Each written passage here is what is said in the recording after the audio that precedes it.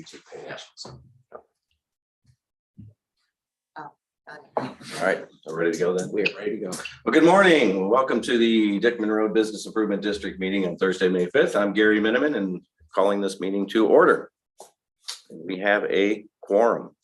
So we have minutes from our November 4th, 2021 meeting in our packet. We can get those submitted in, please. I'll make an emotion to approve the minutes as recorded. Thank you. I'll second that. I have a motion and a second. Is there any discussion? Hearing none. All in favor of the minutes? Aye. Aye. And any opposed? So moved. We have interim financials. Ted, do you want to discuss those? I will with do us, that. please? Yes, thank you. So the interim financials are in the third page of your packet, and these are obviously, you know, and Scott, I know you're new, so I'll just share a little extra information here. We're on a, basically on a July 1st to June 30th fiscal year, which aligns with the city's fiscal year. And so these are our interim financials through March of 2022, which is 9 months of our fiscal year. So for the first 3 quarters, and you can see, I mean, pretty simple budget for the Dickman BID district. We've got our special assessment revenue up above. You notice we've collected most of the revenue that we were anticipating from Springfield at this point. Most of the city's special assessment revenue gets booked usually in May. So we would see that probably in the preliminary year-end financials here. And Mr. Hart came to the funeral home and went over Oh, excellent. all this, so Even I'm ready to go. Thank you, John. Yeah. So we're good there. You know, the administrative expenses is basically $1,000 a month. So that just accumulates over each month. Our general marketing, there is some expense in there that was tied to the replacement of our Miracle Mile sign that was damaged probably at least a year. That's been a year and a half to 2 years. It's Yeah. been a while since. Did the insurance not cover all of Well, that? then? so here's what happened, Jim, and here's what you'll see when we look at the budget for next year too, is that we actually received the insurance check in one fiscal year and then made the repairs in another fiscal year. And to your point, yeah, the insurance check did not cover the entire amount of the repairs, covered most of Like a it. deductible or something like that? Yeah. We did some improvements to the sign, or Oh, instead of just repairing it, we actually remade it. Did a few Got some things extra with it. things. Yeah. Yeah, I remember that now. So that's driving the vast majority of the marketing expense. The other piece of that is the balloon festival, the 2,400 we do for the balloon festival each year too. So our physical maintenance expenses are actually a little bit down this year. Now we've still got a quarter to go, and of course we're starting to mow and all those things. So we're going to see some invoices there. I suspect we'll probably be at or certainly a little under budget on that particular item. So we're showing a use of fund balance right now, simply because we haven't recorded the income from the assessments yet. But I think you'll see when we look at the budget too, that we'll probably be adding a little bit to our fund balance for the current fiscal year. But any questions about anything in the interim financials? If not, we'll look for a motion to accept pending audit.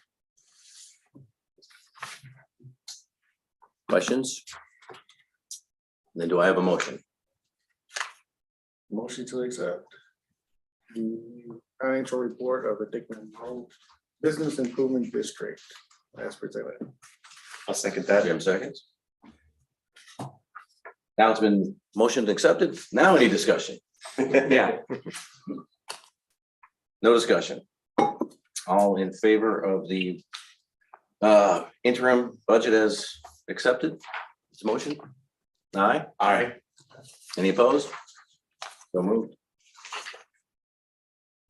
All right, then we have the 23 budget. Okay, so That will let you go on to that Thank also. you. That'll be on the next page in your packet. Looks somewhat like this here. And so that we're showing basically the 5 years of the current assessment. So when we re-upped the assessment back in fiscal year 20, it was for a 5-year period. And we're actually in the 4th year of that already. It seems like we just Time did flies. that. Yeah, so we're gonna have to consider that again next year. So in the third column, you can see again our projections for fiscal year 21.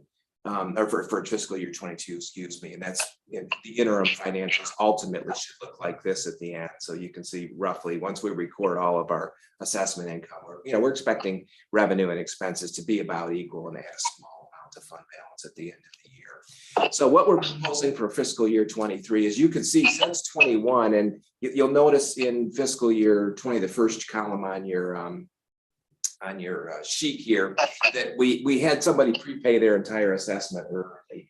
That's why the city income in that year is so high. So that offsets some of the income that we anticipated in future years. But you can see we've been adding a fairly significant amount to fund balance over the last couple of years. So in this upcoming year, we're actually suggesting that we ought to spend down some of that fund balance. The revenue is, we're just projecting that as relatively flat from now through the end of the assessment period. We've got our standard administration fee here. We've got money set aside for marketing. That number that we typically have used. I think where you're going to see a significant increase is down here under matching grants. So we would like to go aggressively. We used to do this several years ago. Hey, Tim. We used to do this several years ago, but we haven't done any really in recent years. And we'd like to, or at least we're recommending that we put some money aside and encourage, some of the folks along the corridor to take advantage of that. And it's usually like a one match for an improvement. I think the last one we did maybe was over at Dare. We did a small one a year ago to 2 years ago, and just some grass after the Dickman Road. Okay. Street project was completed. We fixed up some grassy areas. It was small. It was like $1,000. A couple of us did $1,000. And then, typically we have been around 2,800 or 28,000 for maintenance.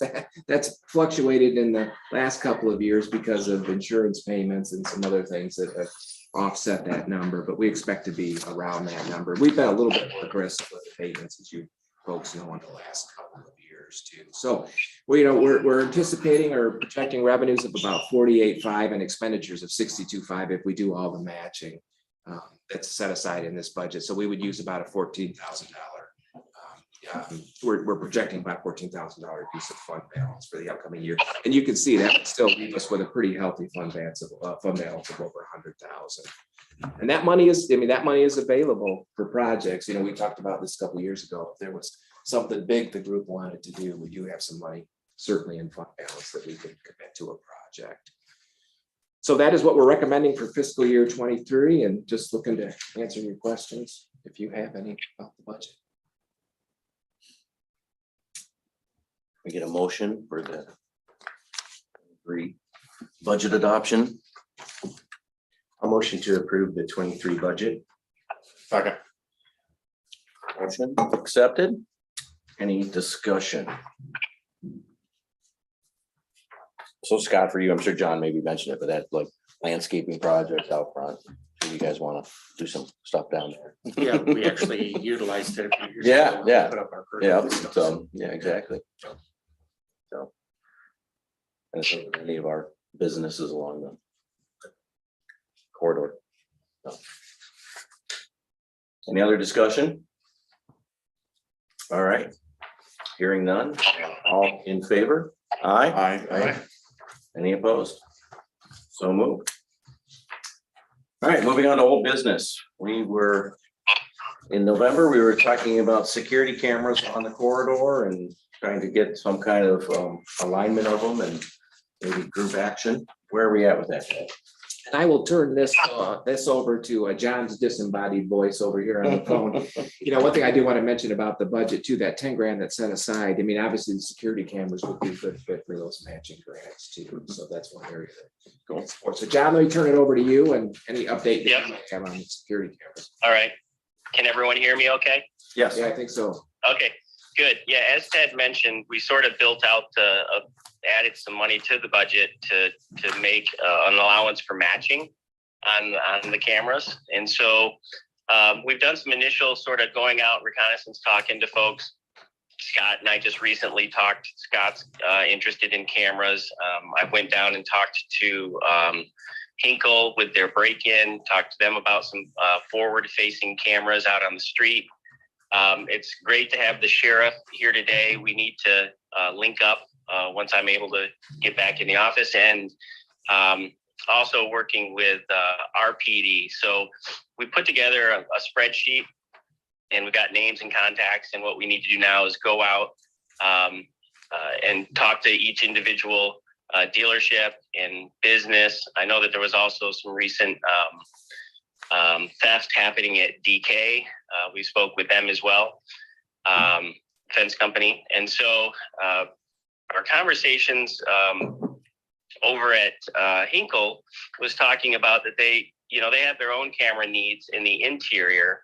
The same with Scott. I think he would like his cameras to secure his property, but for our sake, what we'd like to do is complete that analysis of what are the street facing ones and what would be most helpful to the sheriff and the City of Battle Creek Police Department. And so what we thought is once we get through this, if we could offer a couple $1,000 to offset at least 1 or 2 cameras that would be forward facing out on the street, that we'd see how many people would participate with us.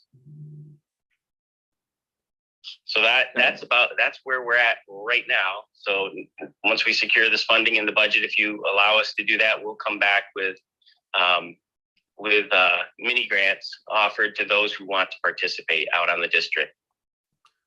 So John, will you be maybe reaching out to each of the business owners individually and Yep. talking to us about that? Okay. Yep. That's so if for instance with Hinkle, I've got the contacts of their service provider and what they're planning on doing at their facility. And of course we can ask them about what they're doing on the whole of their property, but that's not really what we're after. We're not going to publish this information.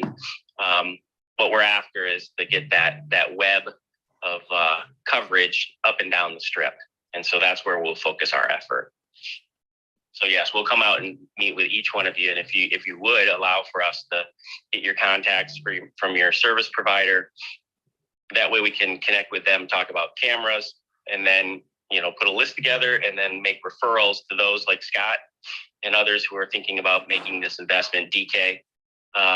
And they can have a whole host to choose from, and they can then reach out to you folks also and ask you, what your experience is with each of the providers and how you feel about their service and equipment and that sort of thing. So when it's done or we do this, are you hoping to have it that we would just be able to provide you like footage after an event happens as opposed to like having real-time access to our systems? Is that the That's correct. It's not, we wouldn't have access to it wouldn't be live streaming or anything like that. It would we would all be aware that there's full coverage, what cameras are operable and what gaps we have and how we want to improve it. And then we would just on an occurrence be able to come get that footage.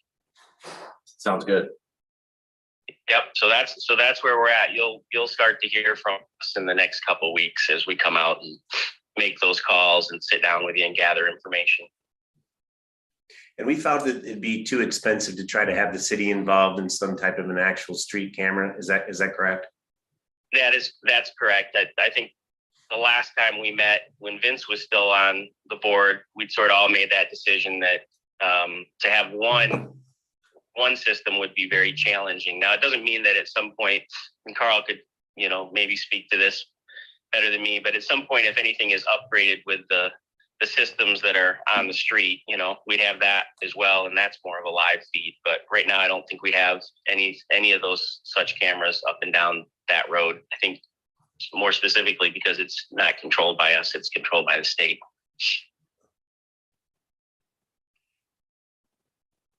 Okay. So yeah, so that's where we're at. And so if I'll have to get with the sheriff so that we can start those conversations with their representatives up and down the Springfield end. So the cameras you're recommending, are they to be mounted on our buildings, or are you thinking about mounting them on the poles by the road if you're talking about road coverage? Yeah, that's some of the conversations I had with Hinkle was that, they could tell who was coming in and out of the front end of their lot and kind of going out onto the street, but they didn't have anything really, out closer to the right of way. And so that's, I don't know how you folks have your cameras as they relate closer to the right of way, but they had a challenge, you know, picking up on license plates and that sort of thing out at the front. They could get kind of a make and model, I think, and you could probably see a car come up and down the street if it left, you know, down near city center versus, you know, or coming from Springfield and coming past. I mean, they might be able to catch it coming past their dealership, but even being in their lot and leaving to go on to enter onto Dickman Road, they didn't have really good coverage to get license plates and that sort of thing. John, do we know, would there be a solution then if mounting the cameras on a building, for example, didn't really get us the street coverage we were looking for? Is there a potential solution if we can't mount cameras like on a building, for example? Yeah, yes, I think so. Yeah, they can figure out how to get them mounted out near the street, further out near the street. Yeah, we'll just have to figure out what pieces and parts are out there, what poles. We've got entryway signs out there that were paid for, I think, in the past. So yeah, there's options to get them closer to the road. That's part of what we got to do is talk to each one of the folks and see, you know, how their cameras are working, how old are their cameras, how are they set up. Again, Hinkle's getting new cameras, so that'll be part of our test. John, you're definitely gonna want to reach out to Chief Blocker because I think they are considering a system and it does include locations in the bid. So Good. Yep. And we'll probably get that from we've reached out to PD, so we'll be chatting with them next week on there's the representative that represents the Dickman Road bid was out this week. So thank you. Yep. Carl will check in with Blocker. I can't tell you how many times I have officers come into me seeing the cameras we have on our roof from accidents or some of the shootings that have been going on that they want our footage. And it's amazing. And that the accidents that happen at Dickman in Washington, it is probably a once a month occurrence where I have the sheriff or the city or the state of Michigan come in and say, what's on your cameras? We want to see your cameras. So I think there's crime going on. You know, the catalytic converters have been out of control, as you guys probably know. Gary probably can shake his head, but so having the ability to you know, see who's stealing all those catalytic converters would really help. So Okay, so we will continue to proceed. We'll make those contacts with the sheriff, with PD, with Blocker's team, and Carl, and we'll make sure we get everything coordinated, and then we'll be coming back out to you folks. So Jackie will probably be reaching out to you to schedule appointments. So we'll just make sure we pay attention to those emails going back and forth. Thank you, John. Next Yes. up, the motor mile sign, which has been completed. Is there any additional update to that repair? Yes, there is. So we got it completely rewired last week and put in a ticket to consumers. And now we're just waiting for consumers to reinstall the meters. So that could be done any day now. If it may be done right now, I'm not sure. I haven't been able to check, but it could be 2 days or 2 weeks or a month. But we're on the list for consumers to reinstall the connection. And after that, it's complete then. It is. It's 100% complete. Yep. And yeah, that brings up a question too, that, you know, maybe that could be a location for cameras, but we'll continue that discussion as well. All right, thank you. All right, moving on to median maintenance. What do we have? Yeah, so Carl is there, so he might be able to speak to it specifically, but I do know that I talked to his staff and they had completed the sweeping and cleaning on the city's end. So we just need to go out and evaluate now what more needs to be done, maybe come up with a solution for what's happening on the Springfield end. But the majority of the road, sort of gravel and, you know, dirt and debris was down on the city section near Kendall, and that's been cleaned up and we've been controlling the weeds. So that should look pretty good this year. and to say it looks about the best that it's looked in a long time right now, per personal opinion. Well, that's good news. And thanks to Carl and his team for getting out there and doing that. Well, so not to be left on investors here also, and I think that the Springfield looks really good too, so. Keep up the good work, guys. Yes, good. Sharing the I love have here. my eyeballs on it, but it normally does look good. I do know there's a section down there probably by 20th that might have a situation where it gets debris also. It's just past the motor mile probably jurisdiction, but we might be able to share what we did with Vester and his crew and see if that's something they might want to His consider crew's doing. out there working that cutaway, that little turn off really quite frequently. Yeah, we've been trying to get better at scheduling or getting on the same track when Battle Creek is out there so that it looks as a consistent look along Dickman. So just timing wise, getting our crews out there as well. But yeah, thank you for the information, John. Yeah, well, Vester, you and I have a bunch scheduled, in a week or so, and we'll try to figure out how we can, better coordinate the cleanup out there. So Sure is a lot nicer to drive that stretch now. Yeah. Great. All right, moving on to new business. We have a police department update. I'll call it police department and sheriff department update to make sure we are including city of Springfield in this. So Yeah, our PD rep unfortunately is not able to make it today, and we were not able to secure a substitute. So we'll turn it over to the sheriff's department. All right, it's been mentioned a couple times. We've had the thefts at Eric Hinkle, where somebody broke in and stole some vehicles. The crew was out of Kalamazoo both times. Then the other issue along the Dickman Road corridor is again also been previously mentioned. That's the theft of catalytic converters. We really can't overstate how important camera systems are to helping us apprehend those. It wasn't one of the businesses on Dickman, but for example, last week sometime, we actually had a business owner that had a very nice camera system on his property, had a motion detector alarm, literally alerted him that there was motion on his premises. He pulls up a live feed, sees somebody on the property crawling underneath vehicles, contacts us. Deputy literally shows up 5 minutes later, catches the guy still underneath the car, sawing off the catalytic converter. So we made the arrest. So again, camera systems are so valuable on what we do of tracking and apprehending the criminals to reduce the crime rate. So jotted it down on my notes to pass that on to our detective bureau, but that very promising and exciting to me that you guys are going to start putting in a camera system along the Dickman Road corridor. As far as Dickman Road, those seem to be the two main things that we've been dealing with is catalytic converter theft. I know Springfield Do It Center has the U-Hauls out back that are very secluded. They've had that issue a couple times where somebody has actually cut through their fence.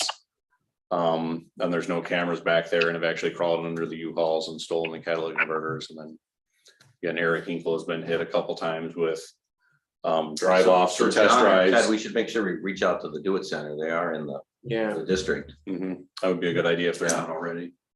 And I'll pass my business card around since it's my first time here. That way, if you guys need to have contact with me, I can be the liaison with the sheriff's office. If you have questions or concerns or that, to make sure they're addressed properly. So on the Henkel theft, did they scope out the place ahead of time, or was it just they just decided to smash and grab, come in and do it? Or is there anything we can do to kind of prevent our businesses from being victim of that? We're not sure how they selected the business. I don't want to speculate.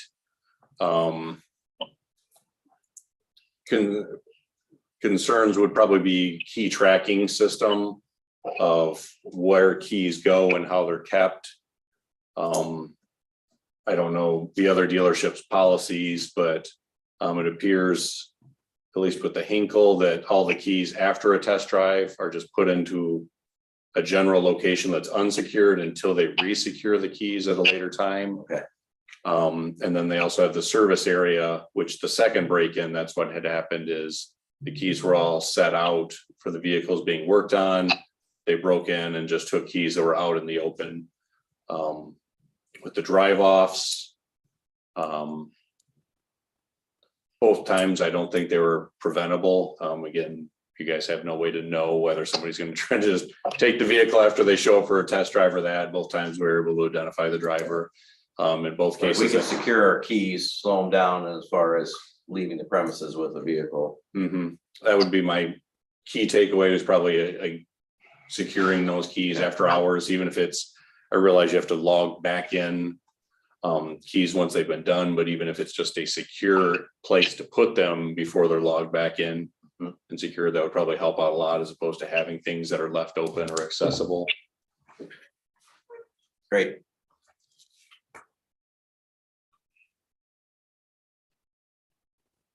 On the catalytic converters, as we kind of caught a guy in the act, he was pulling out of our lot. This is several months ago, and you know, the old truck full of scrap in the bed and different stuff. I mean, if we see something like that, we see someone driving around the district, can we call and kind of say this is suspicious, or is that Absolutely. you know, taken as a nuisance?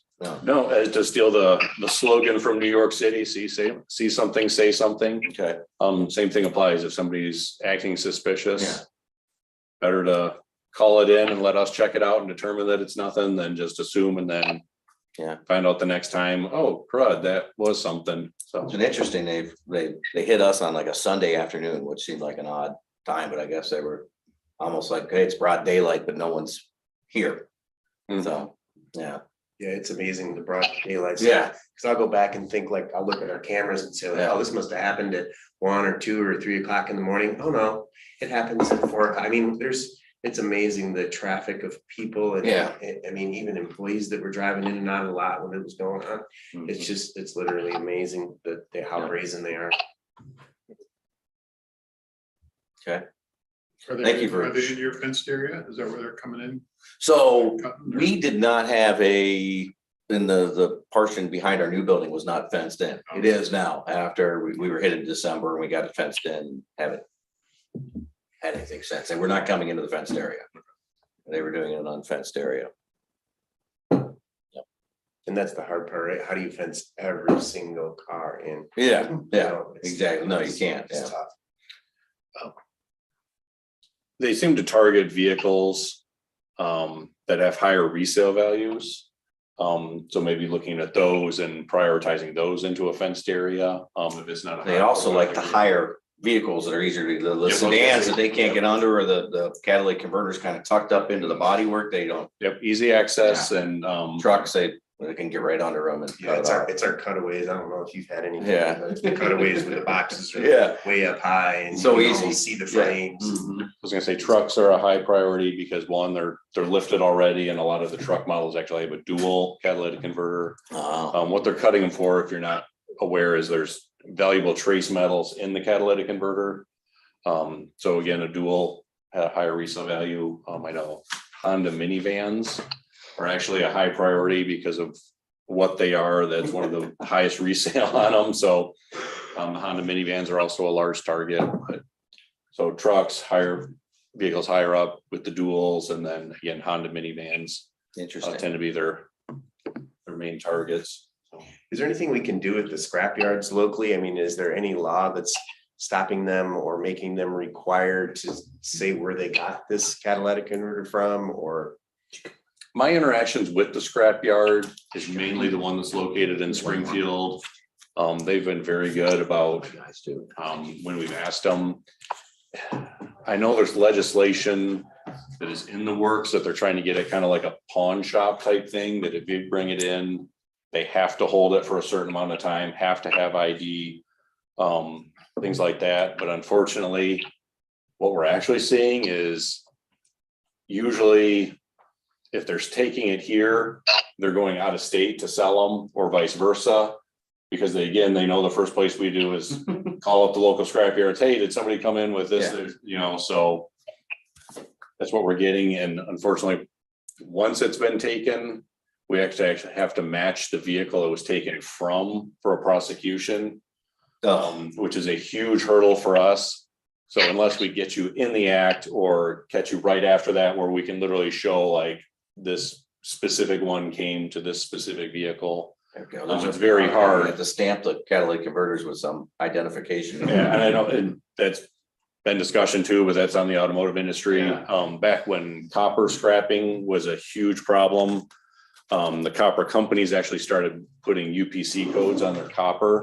So you could literally match up a batch of copper. I was actually able to apprehend somebody that stole a large portion of construction copper, and that's how we were able to get them, is they could show the batch from the UPC. So in automotive, I know there's been discussion on that as some type of specific marker that would match a vehicle with the converter because of the problems, but for right now, that's outside of what I can Talk to our do. factories. Doesn't say it's probably something the three of us can do. Yeah. Yeah. Yep, even if you were to get an etcher and. Yeah, do it ourselves, but Yeah, yeah. literally just put a marking on, you know, your specific, for lack of a better term, the old cattle branding. Yeah. A specific brand that, you know, could be on there that wouldn't look super conspicuous, that they would know what the marking was, but could be matched up to your property, would help us a lot. Well, thank you very much. It's ridiculous, you guys even have to deal with It's- that. It's unbelievable. So, all right, and you're free to. All right, Leave appreciate the- that. Like I said, everybody everything got my card from they us, needed. yeah. Did you guys take an extra one for the gentleman that was on the phone? All right. Thank you. Thank you, Jay. All right, Yeah. thank you, gentlemen. Thank you so much. All right, the new business, river restoration. Yeah, so we just want to touch on that real quick. As I think this group knows, we're in the middle of doing some hydraulic modeling with the Army Corps of Engineers, which is extremely important because that will give us a sense of what the footprint needs to be if we were to naturalize the river. In the meantime, though, we've been aggressively lobbying our elected representatives because we know there's a lot of federal and state money for it right now. And this is a project that they can really rally behind. It's been very well received by our elected officials, and a good example of that is the press release that's in your packet. You can see Representative Hall, who actually doesn't represent the Battle Creek area, is aggressively pursuing an allocation of $13 million for this project in the fiscal year 23 budget for the state of Michigan. And we're pretty optimistic that that's actually going to go through, and that would put us in a position to do some property acquisition, environmental assessment, and some other things that we need to do to prep for, you know, a future expanded riverbed. So I think we feel really good about where this project is going. Is it going to happen quickly? No, it's not. You know, obviously, this project's going to take some time to execute. But I don't know, Carl, if you got anything to add. We're probably in as good a position as we could be right now. If we can land some of this funding too, that will put us in a good, and we've got another request in Representative Meyer that we feel pretty good about. And Senator Peters' office is very willing to work with the Army Corps to expedite their process. So if we can say, hey, look, we've already lined up like $15 million for this project. He's more than willing to put a little bit of pressure on them to speed up their process too. So Carl, I don't know, anything to add? Yeah, the Army Corps has been in, they came in last fall and did their survey, so they have all the data that they need. They'll spend the next probably 18 months doing the hydraulic analysis and modeling. And then, like Ted said, they'll come back and tell us, this is the cross section that you need to maintain through Battle Creek. That gives us what we need to go acquire this property. So if this money does come through, there's certain things that the Army Corps engineer will not pay for: environmental assessment and cleanup and property acquisition. And we need to demonstrate that we have the funds to do that. And so this is, it's starting to come together. I think the only other thing that's kind of exciting and kind of bad news, good news kind of thing is with GPI. And sometime this month they will cease operation. That's what I understand. That's an opportunity, I think, for this project to take advantage of. So What is GPI? the Graphic graphic packaging. Okay. Yeah, sorry. All right, so yeah, any questions about that? We just wanted to let the group know what was going on with river restoration. Thank you. Banner replacement. I know there's some information in our packet about banners that have been ordered and. I'll turn that back over to John. Yep, and I have to apologize. It looks like we've got the last order, not this order in there, but I'll make a comparison between the two. So it's the same product, but it's gone up in price. And so Surprise. the banner order would be for $7,450, which is if you're comparing it, it's $3,673.50 times 2 plus shipping cost of $103. So that's the inflation that's happened. John, is it for the same number? Last time we ordered banners. The 40 banners? Did you hear that, John? But Are we doing the same number that was in this order? 40? Looks like this was an order of 40 for the $4,500, the prior one. yeah, Okay. Does so, that, yeah, so that's, we're ordering the same banners, but and is that a full replacement then of all the banners? Is that, I thought there was more like 60 banners or something, or I think that's not all of them. that can't be all of them, is it? hold on one second. So the quote for the one that's in your packet was for 20 each, right? Yes. That's what's in your packet. Yeah. And then I'm looking at the, hold on one second.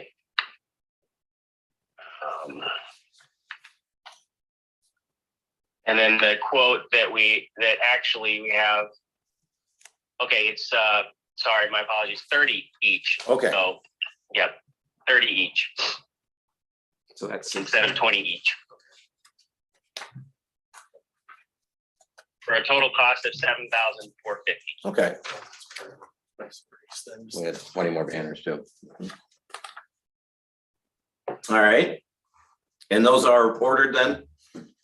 We will order them as soon as you okay it, and then what we'll do is we'll get them ordered. There'll be a delay, in production. I mean, by the time we receive them, and then our goal will be to put them in next year's budget for the cost. Yeah, so basically your approval of the upcoming fiscal year budget signs off on this. Okay. Do you want a motion on that or not? We have the money, obviously, but we'll delay payment till it hits the next budget year. So Jim, I think we were anticipating that would be a chunk of the marketing that budget that was approved in the fiscal year 23 budget. So we probably don't need a separate. Don't need a vote for it. Yeah. Okay. Perfect. Thank you. Please go ahead with those. Okay, so do you want to vote on the purchase? No, we're good, John. It's included in the budget for fiscal year 23, which is. Okay. Yeah. Excellent. All right. I see these are coming from Kalamazoo. Is there not a Battle Creek or Springfield company that? There is not. Kalamazoo Banner Works or Consort is probably a national leader in production of banners. People order them, all municipalities, companies order them from all over the United States from them. It's the most competitive bid we can get. Yeah, they've been fair to it's us in regional. pricing, and they were the original suppliers back some 20 some years ago when we first did the banners on the district.